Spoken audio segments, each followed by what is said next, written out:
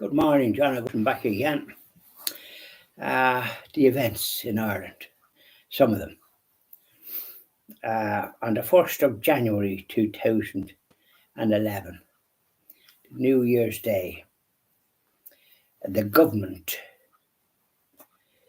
inaugurated the Civil Partnership Act. I titled it marriage because heretofore marriage is between a man and a woman. And they're Catholics getting married in the Catholic Church and following the precepts of the Catholic Church, but it doesn't always follow. One or other of the marriage can be not a practicing Catholic, and this is something that is dangerous. It doesn't bode well for the success of the marriage, and oftentimes it isn't, because there's a conflict, isn't there? But that's marriage between a man and a woman. But this business on the 1st of January was what people voted. They were told about equality. They've started using the word equality, and it's not in its original meaning, but to enact into law that two men could marry each other, or two women, and they could adopt children. It doesn't seem a great way for children to be brought up to a normal person. One can't say that they would be brought up badly, but children generally need a father and a mother in the traditional sense, because the mother is at home, and when children are growing up, they encounter difficulties in their little lives, not so much until they start going to school. Not the original little school where they're treated very well in infant school, but then when they go to the boys' school, after 7 years of age, usually they leave the infant school, and then they begin to sort of encounter bullies and teachers that used to use in my time the cane and that kind of thing. And for young people to be treated like that's not good. No, they have to be desired. And then they threw the baby with the bathwater and avoided all discipline, and with the result that the teachers now are having a problem with teachers, because who wants to be a teacher and be abused by pupils?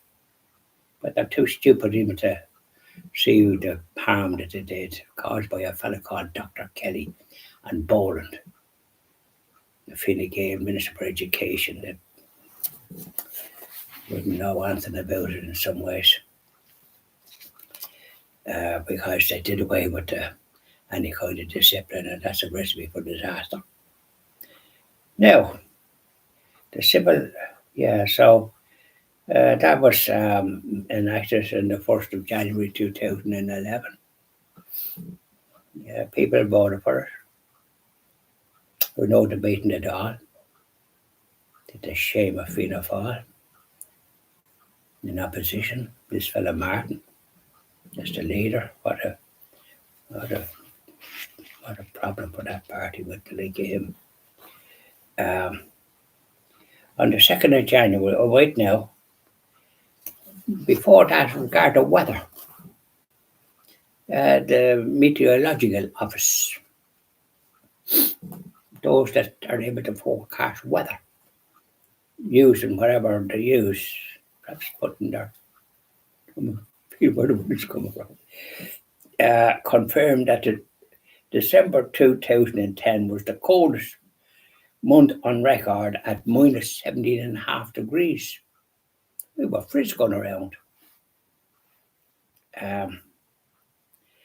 Then on the 8th of January 2011, there was going to be an election in March or somewhere like that. Fianna Fáil, Michael Finney, a Minister of State, Minister of State, stated that he would not contact Fianna Fáil. He wouldn't contact the 2011 election. And Mary Wallace of Fianna Fáil from Meath East stated that she wouldn't contest the next general election. They knew they were going to be trounced. But you don't leave a sinking ship. You put your shoulder to the wheel. They didn't do them. They didn't do Fianna Fáil any good. And here's another fella,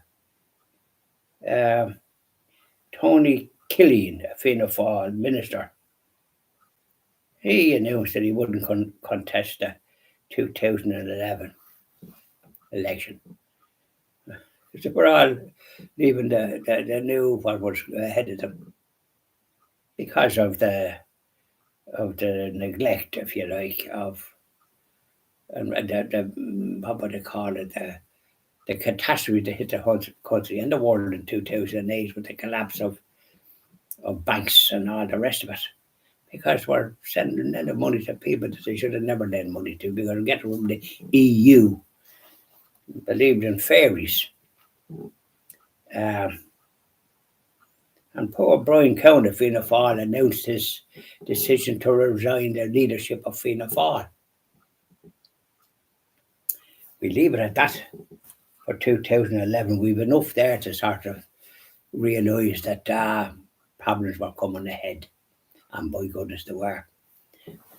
What the other crowd did when they got in to Fine Gael Labour. We'll come to that in due course. We won't jump the gun. Bye now.